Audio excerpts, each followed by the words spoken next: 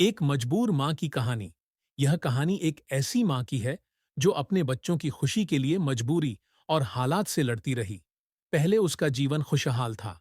शौहर था, बच्चे थे और कोई चिंता नहीं थी।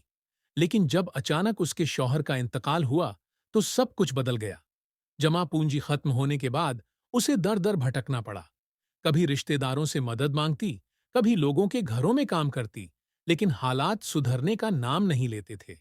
ईद करीब आई तो बच्चों की फरमाइशें बढ़ गईं। पड़ोस के बच्चे नए कपड़े पहनते तो उसके बच्चे भी जिद करने लगते। लेकिन उनके मासूम दिल को क्या पता कि उनकी माँ किन मुश्किलों से गुजर रही है।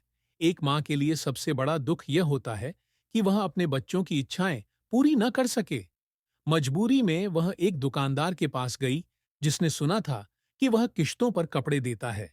लेकिन जब दुकानदार ने अपनी शर्तें बताईं तो उसके पैरों तले जमीन खिसक गई। पहली शर्त थी कि वह बिना कपड़ों के उसकी वीडियो रिकॉर्ड करवाए, ताकि अगर वह पैसे न चुकाए तो वीडियो लीक कर दी जाए। दूसरी शर्त थी कि उसे दुकानदार के साथ जिस्मानी ताल्लुक रखना होगा जब तक कि सारा कर्ज अदा न हो जाए।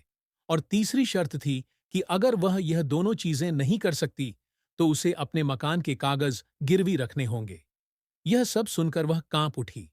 उसके पास कोई मकान भी नहीं था, तो तीसरी शर्त का सवाल ही नहीं उठता था। लेकिन पहली दो शर्तें, वह मजबूर थी, लेकिन अपनी इज्जत का सौदा नहीं कर सकती थी। वह बिना कुछ कहे दुकान से बाहर निकल आई।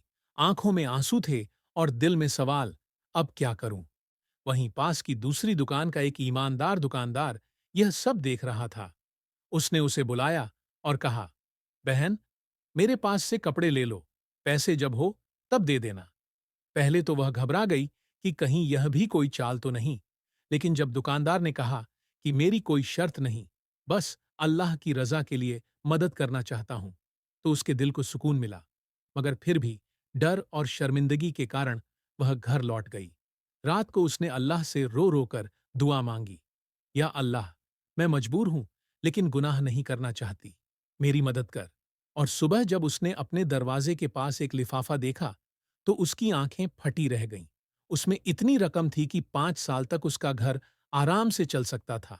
वह सजदे में गिर पड़ी और कहने लगी, या अल्लाह, तूने मेरी सुन ली। उसने अपने बच्चों के लिए नए कपड़े खरीदे और ईद पर उन्हें घुमाने भी ले गई।